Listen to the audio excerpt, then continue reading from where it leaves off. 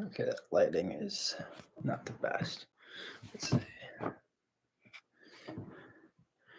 Okay, sweet. So that's scooch it. Okay.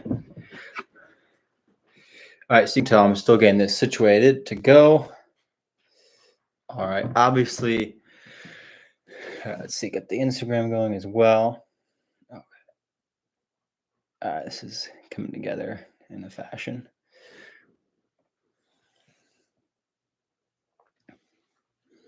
Okay, so let's see.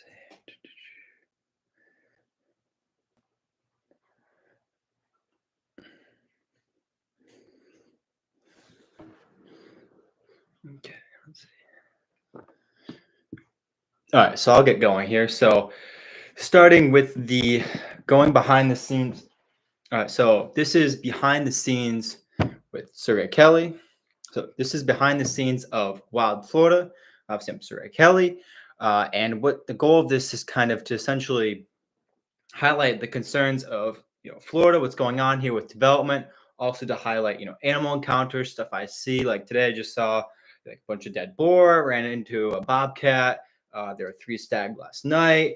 Also talking about different diving highlights, just like going on a dive trip, seeing what's out there, seeing what's going on in Florida in that regard, and obviously developments that are happening, wildland developments. And part of the reason to do it in this format, at least, is because by doing it this way, it's longer form content. On Instagram, it's all very short. It's clips, and it's hard sometimes to translate. In just within 3 minutes, all this content. So that's why I'm trying to bring it to this way, where at least I can show more, talk more, get questions from anyone, address them about Wild Florida, and that's why I wanted to go this route. So I'm going to open up the Instagram now, and essentially well, I have the Instagram live going. I'm going to let them know, like, make sure to go to the YouTube. That's just at Surrey Kelly. And that's where I've been able to reach a lot more people is through Instagram currently, but I'd like to share it more on YouTube with longer form content. So that's the main way to kind of do it. So let's get going here. So let's make sure this looks okay. All right. That looks pretty good. Let's see. Okay. All right, let's see. So should be good to go. And so make sure it looks, tank looks good enough. Okay. All right. There we go. Gonna move this laptop here. Okay. Awesome. So I'll probably restart the recording from here. So I get that in the frame. Okay.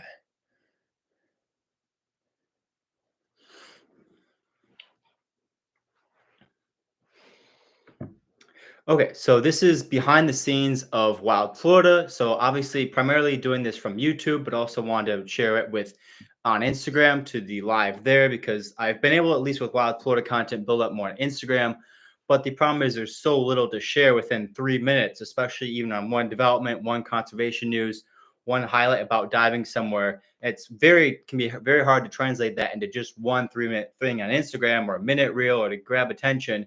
And so with behind the scenes of Wild Florida, it's going into conservation news. What's really going on in the background of these organizations that either ask you for money, that are covering different stories? What's the inner dynamics there? Because we're seeing a lot with this alligator Alcatraz stuff. Obviously, highlighting some cool animal encounters, just stuff I see out in the field. I can share more of that longer form content than just a snippet of an Instagram video.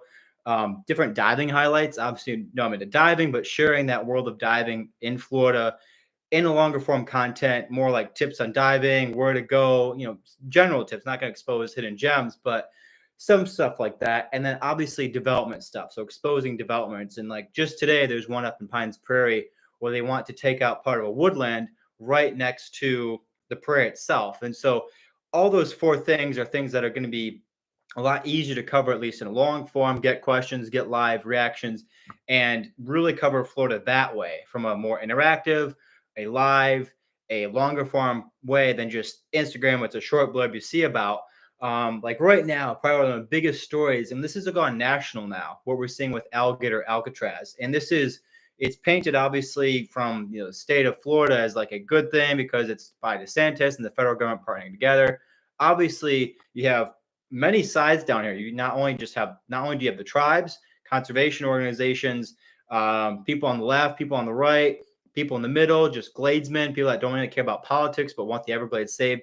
They're all kind of piling into this and saying no. But then you have the national politics of this where it's being covered in, either CNN or Fox News in a certain light as just, mostly they're focused on the immigration angle, but obviously it's a much bigger environmental angle. And what we're seeing right now is honestly, if you go there, so it's obviously all secure. So you can go down Tamiami Trail, go right past L28, get right to the Dade Collier facility. And it's obviously, closed. There's security. There's all that stuff there. At night, unfortunately, you can already see the light pollution coming off of that, which might lose its designation as a dark skies area. But one of those things, and if you're on the Instagram, encourage you to go to the YouTube. That's where a lot of this will be posted. Obviously, longer form content can be there, can be stored there more effectively. But right now, when you go to that facility, it's obviously sectioned off. There's rumors that they're already going to be bringing people there very shortly. And one of these things that kind of happened, it happened overnight. It happened very almost discreetly. And one of the things that we're realizing, and it's kind of a sad reality, is we can't stop it from starting. Like it's starting, it's happening right now. The goal would kind of be what was with Friends of the Everglades, who really spearheaded the first efforts against the airport that was going to be built there, half a century ago, is you have to have continuous pressure against this to essentially have it leave sooner.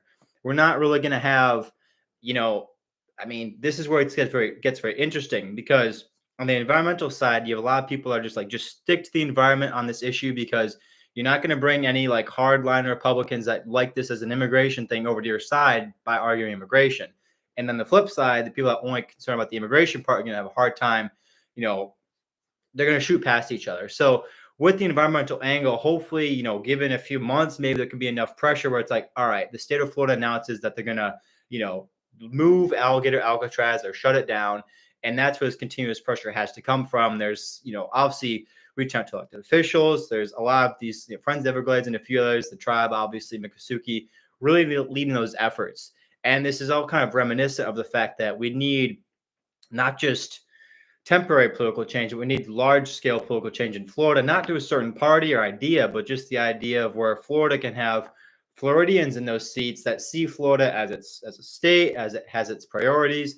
Because from either party, this shouldn't have happened. It shouldn't have happened because it's the Everglades right there. The idea to have a big facility of any kind should not have crossed seams. So that's something where we're really looking at that. There's a lot of stuff to like, you can go, it's definitely interesting to see because it's an old airstrip, obviously. There's a couple of them and kind of the big environmental factors that really you don't see too talked about because it's so focused on the immigration angle that a lot of this mainstream media is just kind of, at least from what I've seen, I've tried to watch both sides, all sides of it, is they're kind of just covering. Yeah, no, I will. Yeah, send them in. And again, if you're coming in from the Instagram, definitely siphon over to the YouTube. That's obviously where this will be posted, and longer form content will be on there as well. But with the national outlets, they're really not hitting as hard on the environmental side because the immigration is a much bigger talking point. You get more media on this. Yeah, fix some of these lights. There we go. Okay, that might be adjustment for later, but it's really easy to keep this up as a topic for immigration because it's so polarizing that you get more viewing audiences from CNN, Fox News, whatever it is. And I've seen stuff from both sides, and it's obviously pretty almost disgusting in the sense of like you've got these different AI renditions of alligators with ice hats on. You've got just on both sides just awful, like just they don't really know what's going on, and that's where it's like it is a Florida issue. It shouldn't have happened, and the environmental concerns are one, just traffic. The more roads you have, the more cars you have going down that road. We already have a lot of roadkill. You can go down any night and you'll see dead snakes, and this isn't just dead pythons that but you'll see dead snakes. You'll see armadillos. You'll see raccoons. You'll see even dead alligators just from the roadkill alone. And now we're going to have a huge facility there going back and forth. And again, it's so easier for people to bring up just the partisan issue of it because that's more contentious. You get more eyeballs on that. But then you also have, in addition to just roadkill from all these vehicles going through is you're going to have, you know, light pollution. And that, obviously some people are turned off by that, maybe people on both sides, but light pollution is a real thing, especially when it's not like it's directly going to kill an animal necessarily, but the whole idea of the Everglades is to be expansive wilderness. It says supposed to, historically it ranged from, you know, all the way in Lake Okeechobee, all the way south, and technically even more north of Lake Okeechobee, but all the way south, obviously through to the Florida Keys. And now it's been kind of sectioned off into the national park is over here. If you're looking at the national park is over here. You've got like the South Glades area right here. It's a wildlife management area. And then to the north, you have wildlife management areas. That includes like Rottenberger, Holy Lands, all that kind of stuff. And they're not necessarily okay, yeah. Has part of the big beautiful bill that sells land been fixed. I'll address that. Yeah, a second. But yeah, it has. But yeah, so light pollution is big because essentially the Everglades is meant to be a remote wilderness. That's Florida's whole selling point is have the Everglades where it's like you could go there, it's expansive. You'll see gators, you'll see cougars, you'll see snakes, you'll see all this stuff, and you'll see nothing else for miles. It's this cool wilderness. It's crown jewel of Florida, if you want to put it that way. And now it's just uses a huge light in the middle of it now, essentially, with this facility. And so that's a huge issue by itself. And obviously that can impact things like, you know, owls, any nocturnal animals. Fortunately, it's not by any of the obviously any beach shores or anything, so it's not going to affect aquatic life. And two, actually, real quick. So, Joe, has the part of the big beautiful bill that sells land been fixed? Yes. So I think it's Mike Lee. So essentially, they enough pushback, and people were able to just push that out of the bill. So it's safe for now. Obviously, you can't ever rest with conservation, but that's out. So that was several things covered that yesterday, but that just showed also that was again that wasn't just like people from the left coming out against it. It was people on both sides that just saw that this is way more than any party line. This is the selling off of our land that we can use for any whole litany of recreational uses outside just preservation. And that's where it's like this stuff that comes from people that are out of touch. Because I would argue, I mean, this whole facility there being in the Everglades, it could have been like a 6-week concert festival, this immigration thing. They could have decided to build a school right there. All those are just wrong uses for that area. And it would have taken someone without any prior knowledge really of the Everglades, how they work. Obviously, if they would have pulled, you know, you take the epicenter of Dade Collier and you just do 100-mile radius or even 50 miles, be like, do you want a facility here right in the middle? And don't even tell a reason. Just say there's going to be 1,000 staff village here, which they just announced yesterday. 1,000 people are just be living out there just to maintain the facility. And then you're going to have 1,000 to 5,000 detainees. And obviously these are from the federal and state stance. These are, you know, immigrants, illegal that need, you know, processing, all this stuff. But however you slice it, there's going to be thousands of people in this little area. There's going to be waste. There's going to be sewage. There's going to be electricity costs. There's going to be a whole sorts of stuff that we don't even know what could happen. But let's say a hurricane comes through and then destroys that whole area. Now you've got a whole thing to clean up. Obviously, evacuation is going to be a big part. That was I think someone brought that up. They, as a point, they're like, I mean, you can't, you know, obviously, if a hurricane comes through there, you've got to get all these people out of there for safety reasons. You'd have to get airplanes. You'd have to do something. Obviously, airboats could work, but because that road would just get blocked up so quickly, even now. And that's another part of this is a concern is the recreational. And again, if you're joining from Instagram Live, siphon over to the YouTube, or at least that's where this will be posted, and that's where these will all be stored for later. It's just same Sergey Kelly. But again, outdoor recreation. Like I'm going out with a contractor tomorrow night. And to do python hunting, and we're going to take a look and see what it looks like at night and get some video and footage of that. But Secret Service, border security, they could shut down that road for almost any reason because there's a huge facility there, a federal facility, and outdoor recreation can be impeded. Just the enjoyment of the Everglades. There's even people now, a lot of the Miccosukee that live right in that area, they're hearing just the trucks that go back and forth, either with people, with dirt, which is another concern. There's if you look at the picture of the airstrip, it's essentially, you've got like, so you got an airstrip here, an airstrip here, and obviously like airports, you have like sections in the middle that are lower elevation, so that way if there's a storm, the waters flood into there. Um, so that's where it's going to be another problem is if they're filling in the wetlands within the airstrip. Yeah, it's not as bad, you could argue, as filling in wetlands outside the airstrip and the, the continuous Everglades, but it still sets a bad precedent that we can take old, this dates back to the 60s, I think, 70s, taking facilities that remain in the Everglades that quite honestly, it would be better to have that removed. Obviously, there's a lot of research purposes that do go on that are good, but that's limited to research purposes. And obviously, there's some security reasons for having the airstrip there as well as, airlifts and whatnot. But what we don't want is to expand on these old developments that still exist in the Everglades. There's one, you've probably seen videos that's on YouTube where people like go and they say like, "We found a rocket in the Everglades."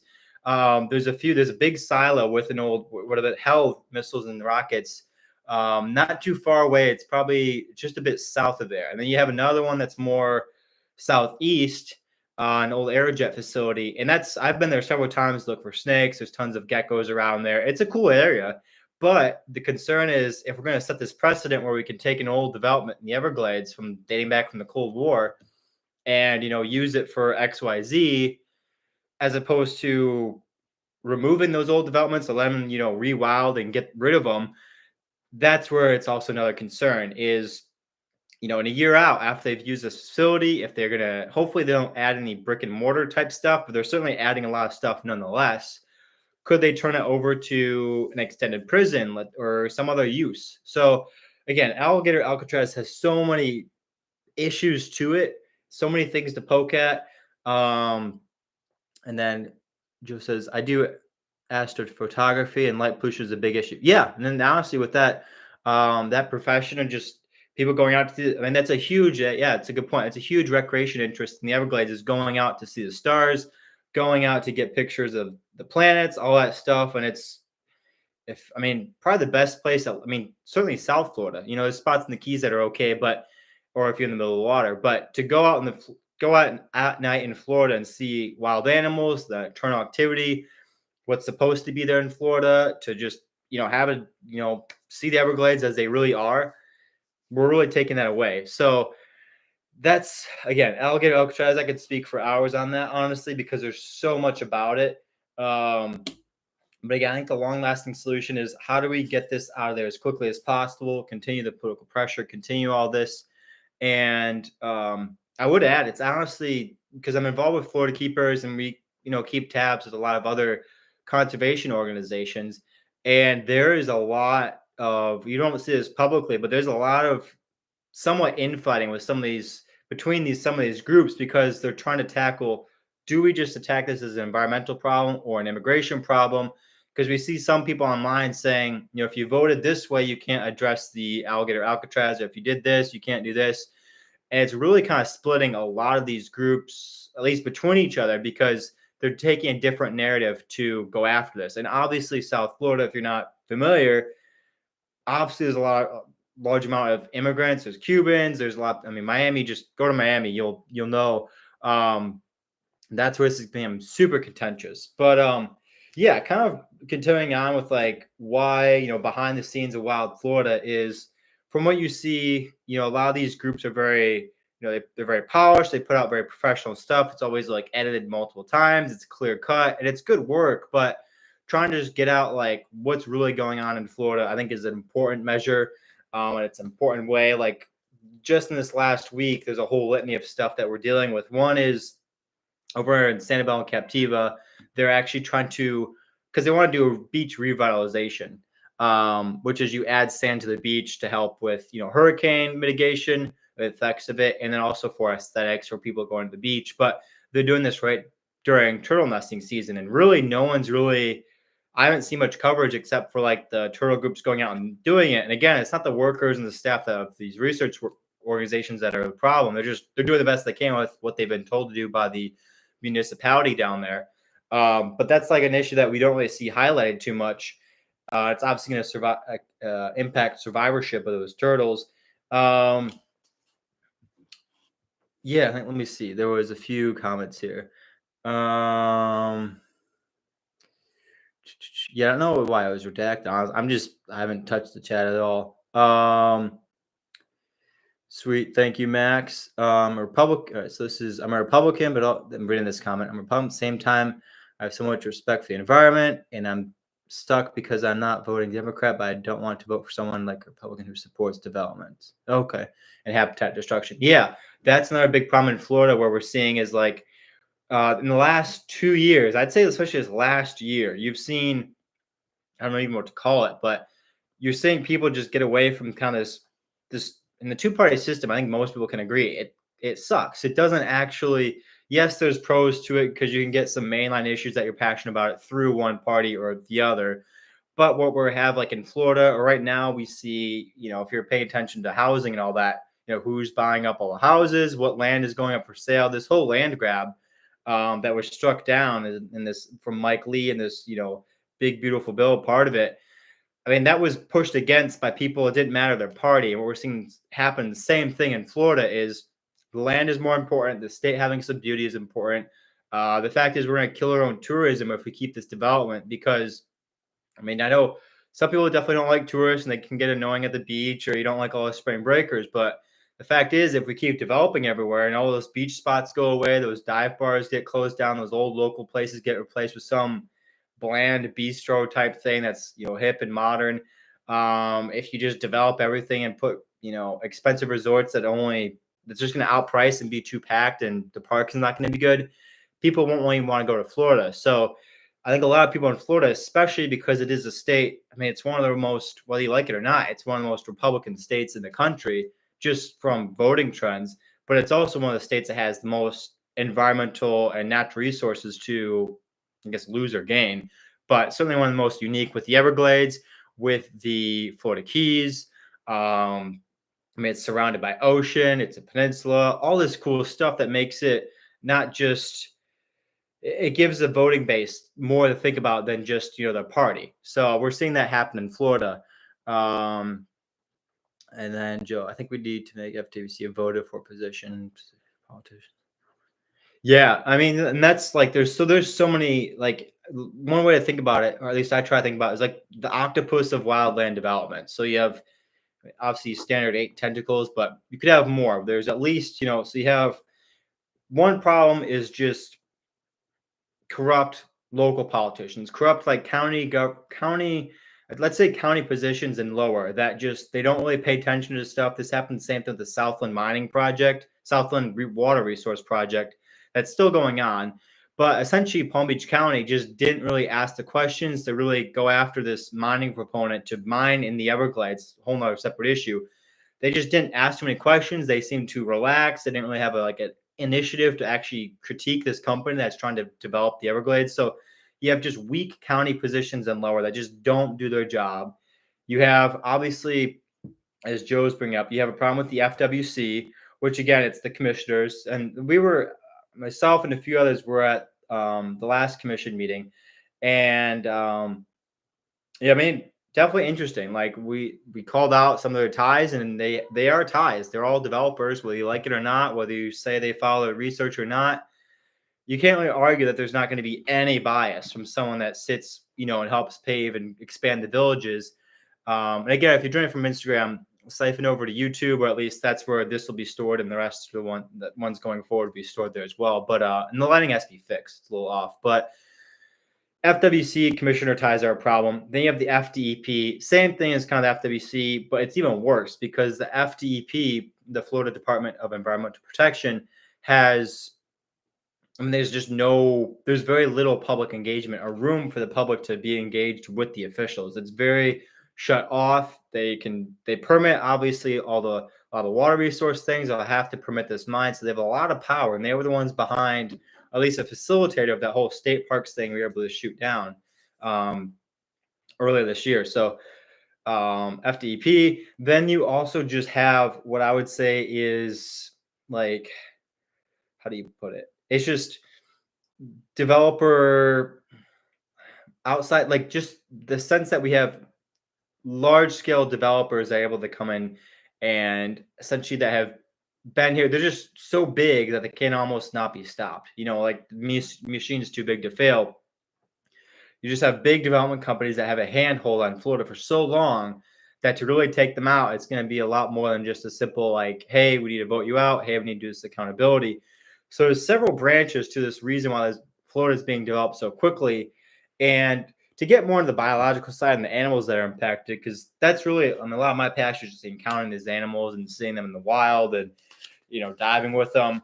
One thing is like the Florida panther, which is almost, I think, oh,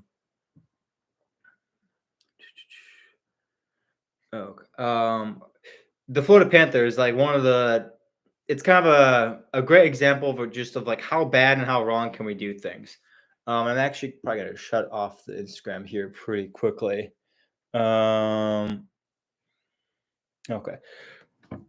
The panther, obviously, it's more of the panther that lives in Florida. At least now, that's a good way to genetically look at it. Historically, yes, there was a more separate panther that lived just in the Florida Peninsula, especially in the southern part of the state.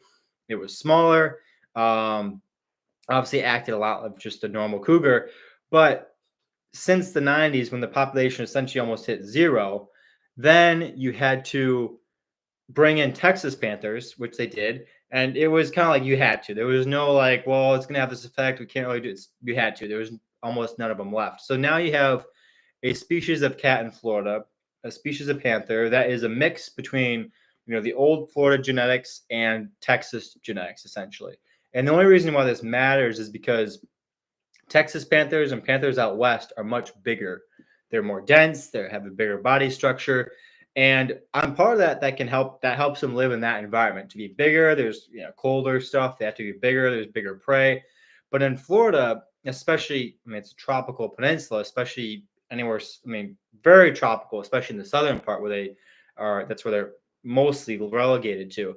They were smaller in size. They had a bit different feeding patterns, but now that we've essentially muddied this cat's genetics, where we have a panther that lives in Florida, and we have the Florida Wildlife Corridor, which it's a great organization. They do good work, and the idea is to keep this corridor, essentially a backbone of Florida intact, so that way species can move in and out. The problem is, though, what we're seeing like the ribs of this corridor being taken out as well, and that's when it gets very tricky. Is like there was over by the Yucatans, which is Southwest Florida. There's a big development happening there right now. It was definitely more like it's making it's not. I don't think it's actually like nothing's been bulldozed yet, but it's clearing a lot of these hurdles, unfortunately. And one of the problems was with the development. I think it's the city of Big Cypress is one that was already built. Their argument was we're going to help the panther by preserving the land that we haven't developed on this area. But the problem is they are taking already one of these you could call ribs of the Florida Wildlife Corridor and essentially splitting it in half. So yes, they're conserving a lot of the land that they're going to develop because you don't need. Let's say you have 1,000 acres, you don't have to develop 1,000 acres to make a lot of money or put a lot of houses there. You can develop a very small amount and you'll still have a lot of land. The problem is though, you do that every so often, or you sell off that land, and then you get parts of. Just look at that urban stretch of Southeast Florida from West Palm, essentially straight down to now it's actually through Homestead that's getting developed, but it's not even about development from the sea, pretty much 20 miles inland or something like that. It's just all developed. So we don't want that same thing to happen on the southwest side because that's where the panther habitat is the strongest, at least for now. So and that's a cool animal to see down there. That's one of the ones that you'll have a very hard time to find, but it's very, very cool. And like today, I mean, just running, I think it was about 6 miles, but there was within just 6 miles found a dump site for boar. They trap boar and they deposit them here at this spot within this preserve. There was a bobcat up ahead I saw. There was several deer. There was a couple turkeys, a couple black racers. So there's still several spots in Florida that are very wild, and it's fortunate that we can still have, we can still think of Florida as being a wild and cool area, but it is really kind of starting to slip. And let me just check some of these. Okay, so I'm gonna end the Instagram live and then probably wrap up here in a couple minutes. But yeah, there we go. Let's see. Okay, so just to end the Instagram, so back on to YouTube. let's see. Have things gotten better, or are they looking towards getting? Okay, I'm always. I mean, no, it's good to see that you're engaged with it and you have concern for it. It's something not getting better. I'll put it that way. Like there's been victories this year, but like one of the litmus tests I like to use when like talking to people, even with conservationists, just to see what their heads at is, you just if you ask someone point blank, is like, are we winning the conservation battle in Florida? If you measured like green, which is land, and then gray, which is development, which one's winning? And if they say nothing but no, we're absolutely losing, there's been some victories, but we're absolutely losing because there's just outbeing like the green is outpacing in loss, then sorry, the gray is outpacing in gain than the green is being preserved. So we're definitely not winning what we're trying to fight right now. There's victories, like the state parks thing was a big one. And that was the crazy part of that was the fact that it was the state parks that they want to develop. Where those should be like never even on the table for development. But there was a bill passed now after several months of petitioning, after many months of engagement, which will be the same thing that we'll have to use for alligator Alcatraz. So it's no slow battle, but with things, there's a few big positives, I guess. And I'll end it here. Um, there's a few big positives that we do have. Is one is the fact that more Floridians are kind of seeing like our wildland development issue is becoming more paramount to more people. It's no longer like, yeah, it would be nice if we had less development, but by the way, economy, taxes, and food. Those are all important, but now people are saying, okay, do I really want to live in a state or deal with an economy of a state if all the areas I used to like to fish, hike, or dive are all gone or hard to get to or overdeveloped or, essentially just wasteland? So it's becoming a higher priority for more people. And I'm kind of attached to that. But second is the fact that people are seeing that as an issue regardless of party. And they're not seeing it, okay, well, if I'm a Republican and I come out against wildlands, I'm going to look like a Democrat or vice versa. It's becoming more of an issue that matters just across the board. Three is part of this, honestly, is just what we have with online communication now. Like with the state parks thing, I remember there was Ryan, a few others. They like broke, and then there was the guy who broke this. I think his name was Jason, the whistleblower from the FDEP. So like when that happened, you were able to get within, I mean, it was within an hour. You had the first news of this break, and it was like, oh my God, they're going to try to develop the state parks. And then you had people online getting stuff ready, putting stuff out. Then those conservation groups could be informed. You got people more mobilized. And then there was a whistleblower. Part of that whistleblower, he had his own like good nature. I think his name was Jason. It might be James Gaddis. I think that was him. He was seeing this going on. They were tasked, a very small group within the FDEP, to like formulate these plans to build golf courses. At least they were looking at for Jonathan Dickinson State Park. And he was like, this can't happen. I'm going to blow the whistle on this. And he did. And then there was even more attention garnered from that. And then you had you had people calling their elected officials. You had rallies scheduled. You had county meetings held about it. You were able to, and it's unfortunate that we have to do all this stuff just to make sure state parks stay a park, but that's what we had to do. But fortunately now, compared to like 10 years ago, you couldn't do that as quickly. That is one of the benefits. I mean, social media can be a double-edged sword, but this is one of the huge benefits of it is you can get stuff out so much more quickly, and you can film like a development going in or a bulldozer going into some trees, and there's like a big, Horton sign right there. You can film that and get it out within seconds. Where 20 years ago, this just wasn't the same. So that's a huge positive we're seeing for Florida. But like long lasting, I'd say the most effective long lasting change we're going to have for Florida is you're going to have new elected officials, just because you can't keep having, it sucks because there's a lot of good people that do it, but it can get tiresome. And it's also annoying for Floridians to have to essentially petition their elected officials every time to do the right thing. Where let's say if you took away some of the special interests, the outside money, these political connections.